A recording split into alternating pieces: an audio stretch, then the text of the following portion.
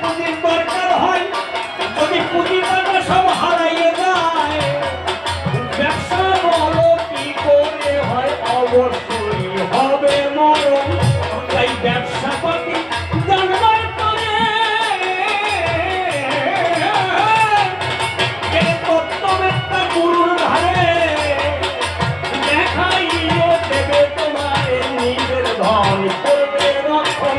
রাম রহিমের মতো গুরু হবে, তার কাছে বলো কি করবে, একটু তুমি বলো গিয়ে আগে গুরু কি লক্ষণে। রাম রহিম তো জেল খেতে মরে, যারা যাবে তাদের ধারে, তারা ওই রকম যাবে জেলের ভিতরে, তাতে তোমার আমার হবে কি বলো। তাহলে খাঁটি গুরু কি করে হয়, একবার বলো তাহার প্রকৃত পরিচয়। শুনতে বা শোনা গিয়ায় বলো বলো হে গুরুধর, যে গুরু তোমাকে স্পর্শ করবে, স্পর্শ করা মাত্র তোমার ভিতরে শিহরণ জাগবে। কিছুই আসে বুঝতে পারবে তার চরণে কাউটা স্মরণ। যদি জাগে কামের শিহরণ, এটাই কি হবে তাহার লক্ষণ। একটু বিশুদ্ধ ভাবে করো বর্ণন, খাঁটি লক্ষণে কি নিদর্শন। আরে এই জগতে রোগী জানা, একজন পুরুষ আর একজন পুরুষকে শুয়ে কামের ঘরে যাইব তারা।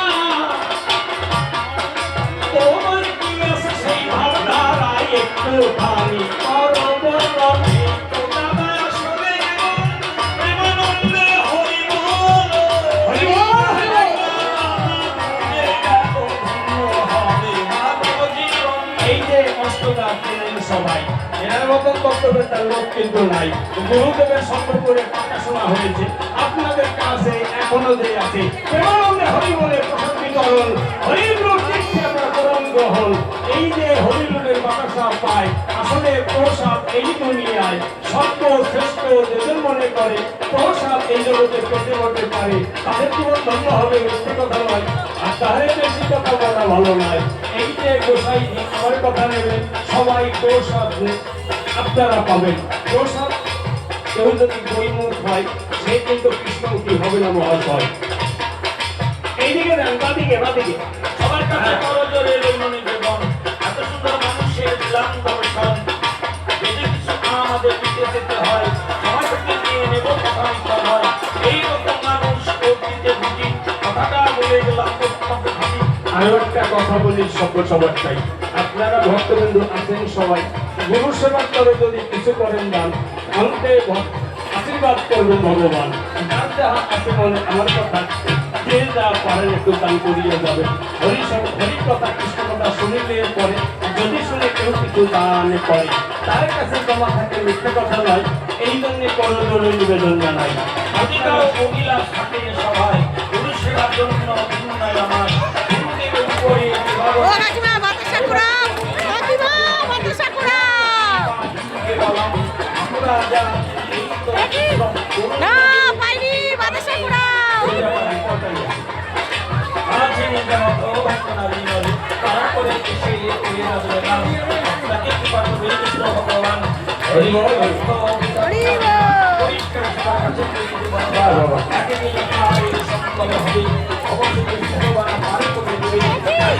একটাও পাইনি।